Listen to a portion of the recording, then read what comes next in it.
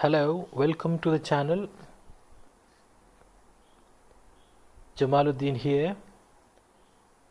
Today we are going to see the chapter 109 of the Quran, and we are going to see what is denial in life, what is acceptance, what is self-awareness, and what is the agreement or the deen in Quran. So the chapter 109 starts with say, and as I have explained before, whenever Quran mentions the word kul or say, it is something to do it by yourself. It is to experience in yourself. Make sure you do that in your awareness, in your mind, and in your body senses. That is what it is meant by kul in the Quran. So the 109 chapter verse 1 start with say, O which is in denial, not I accept in my self-awareness what you accept, and not you are an acceptor of what I accept in my self-awareness, and not I am an acceptor in my self-awareness of what you accept, and not you are acceptor to what I accept in my self-awareness. For you is your agreement, and for me is my agreement with the consciousness. So this is the chapter, and in this chapter there is a very deeper wisdom. The chapter actually is trying to implement in our awareness, in our self-awareness, the understanding of our ego making denial in the reality. So every person, when they go through sufferings, when they go through challenges in our life, we may deny the reality and keep on sticking into that suffering.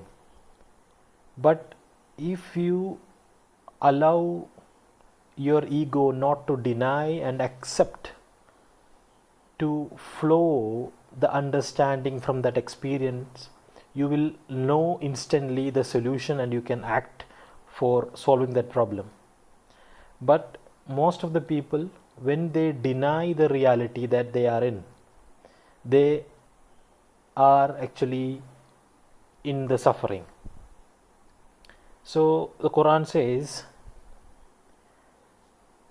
our mind tend to deny because when the ego is denying something that we are naturally understanding and we are not aware about it, it actually corrupts our understanding process. When our understanding process is corrupted, we have a unreal self-awareness. We are not real. We are actually creating fantasies. So when we are not creating a real self-awareness, we are not living in a real world. We are only living in our mind, with our ego. So that creates a huge problem which we cannot come out from that. So to come out from that, the first act is to accept that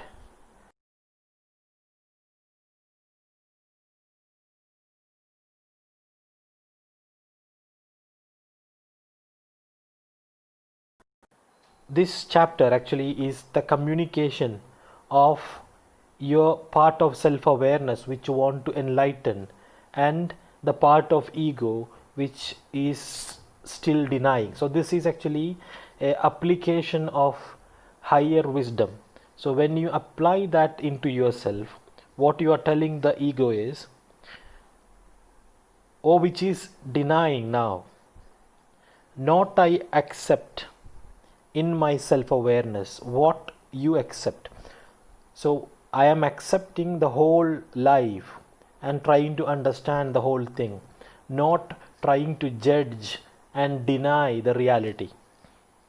And not you are an acceptor of what I accept in my self-awareness. And you're telling to your ego, what you are taking from the life is not what I am planning to take. I am trying to take more deeper real things. And not I am an acceptor in my self-awareness of what you accept.